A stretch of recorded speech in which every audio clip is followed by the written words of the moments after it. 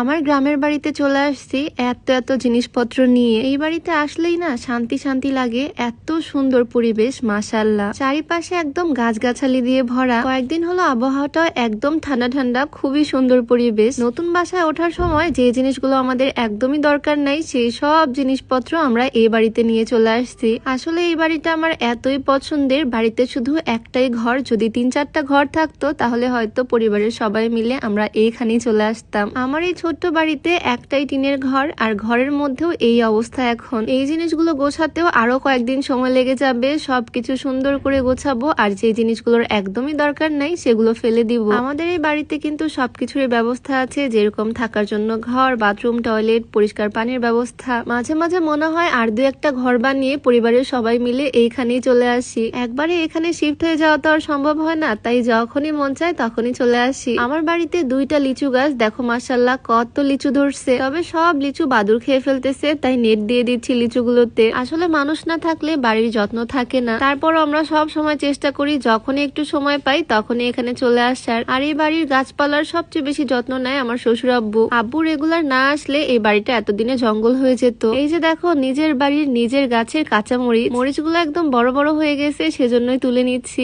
আসলে নিজের বাড়ির গাছের যে কোনো কিছু ফল বা সবজি খাওয়ার মজাটাই অন্যরকম। মরিচ যদিও অল্প কয়েকটাই তুলতে পারছি, তবে তাতে অনেক আনন্দ লাগতেছে। এগুলো বাসায় নিয়ে যাব। আমার এই বাড়িতে কয়েক বছর পর আরো অনেক গাছ হয়ে যাবে। এই যে দেখো ছোট্ট একটা পেয়ারা গাছ, এদিকে কিন্তু আরো অনেক গাছ লাগানো হয়েছে। পাশে একটা মালটা গাছ আছে, এদিকে সাজনা গাছ, আর এই যে এখানে একটা কলা গাছও আছে। নতুন করে আরেকটা কলা গাছ হচ্ছে। এই যে আমাদের কলা গাছের প্রথম কলা। কলার সাইজ শুধু দেখো একদম ছোট ছোট, তবে এগুলো খেতেও কিন্তু ভীষণ মজা। নিজের গাছের ফল বলে কথা। আমাদের বাড়িতে কিন্তু আঙ্গুর গাছও লাগাইছি। এই যে দেখো কিছুদিনের মধ্যে আমাদের গাছে আঙ্গুর ধরবে ইনশাল্লাহ। আজকে কিছু পুঁইশাকও নিয়ে যাব বাসায়। বাজারে কেনা পুঁইশাক খেতে আমার একদমই ভালো লাগে না, তবে নিজের গাছের শাক খাওয়ার মজাই অন্যরকম। দুজনে মিলে শাক কেটে নিচ্ছি এখান থেকে। গত কয়েকদিনের আবহাওয়া এত সুন্দর মাশাআল্লাহ, একদমই গরম নাই, মেঘলা মেঘলা ওয়েদার, সব সময় সুন্দর ঠান্ডা বাতাস আসে। এইরকম পরিবেশে আমার এই বাড়িতে আসতে আরো বেশি ভালো লাগে। 2 রকমের পুঁইশাক তুলে নিলাম এখান থেকে। আমার বাড়ির এই সাইডটা